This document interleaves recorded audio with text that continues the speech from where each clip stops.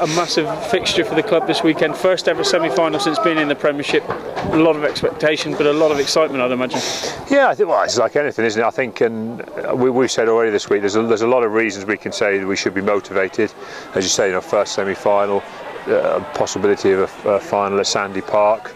As you say, you know, the fact we haven't been in this kind of competition while we've been in the Premiership, opportunity to beat Bath, you know, there's lots of motivating factors, but the truth is what we have to do is concentrate on improving the form that we're in, you know, and talk about ourselves. And you know, I think it's very easy to talk about why we should be motivated, and you kind of forget to get the nuts and bolts right. And so we actually hasn't talked too much about the fact it's a semi-final and whatever else there is, because it actually doesn't mean that much without us getting, as I say, without us getting the nuts and bolts right and us working to keep improving. Because you know, we had a good result against London Irish, you know, and to say it's the first time we've nilled another Premiership side, it's all fantastic.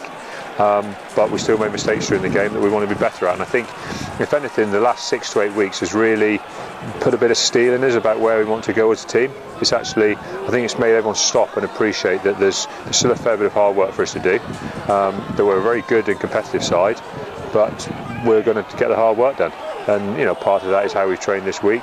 And what I want to see is another set of improvement going into the Bath game. You know, there was definitely improvements against London Irish, but at the same time, with all fairness to London Irish, they're below us in the Premiership.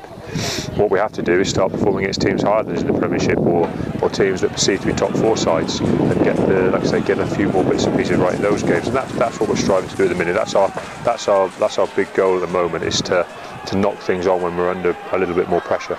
In terms of Bath, you know all about them, you've seen plenty of them this year. How do you go about eventually knocking that hurdle over? Well, I think it's difficult for us, because I think in a lot of ways we would say that we've been capable of beating them. You know, that we haven't got a lot wrong against them. And if you think of, you know, both results, in a lot of ways we were in the position where we got ourselves in a position where really you should expect yourselves to be able to push on and win. You know, I think we had a 6-point lead 10 minutes into the second half against Bath. We had the breeze behind us, we had possession in their half, and we kept giving it away. And I think that shows that, like I say, the parts of our game to win are there against most sides, but what we have to do is develop the skills of seeing things off and that finding a way of winning. And so I'm not concerned that we can't beat Bath, you know, because it's almost like anything. We've kind of shown that, as I say, it's there, but it's for us to learn to finish it off. And as I say, I've said to the guys, I'm not talking only about a win this week. I'm kind of saying that it definitely does have to be about how we perform, and that we're playing to win. You know, we're not going to go there and try and get meander our way through a penalty-ridden, not very good game.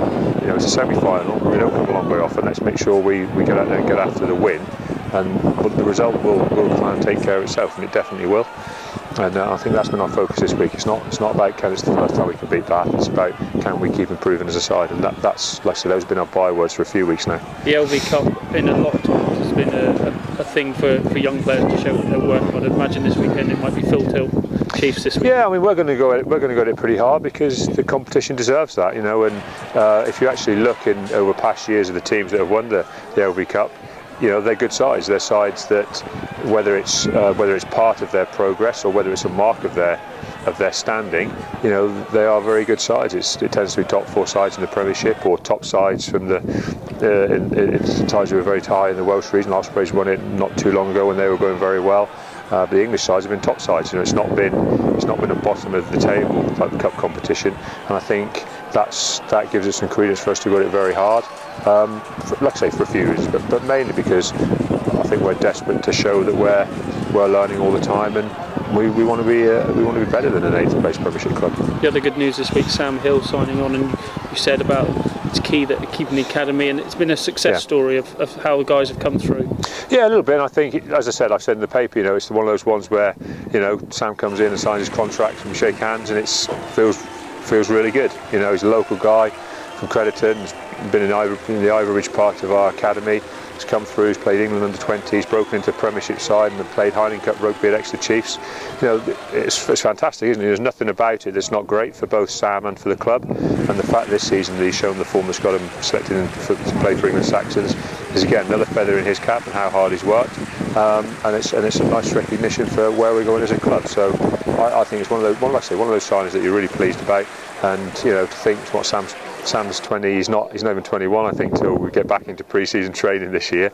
You know, and he's just going to get better and better. And you know, he's one of those guys you'd like to see making 150, 200 Premiership appearances for a club over his career, and hopefully he'll tag a lot of England appearances in there as well.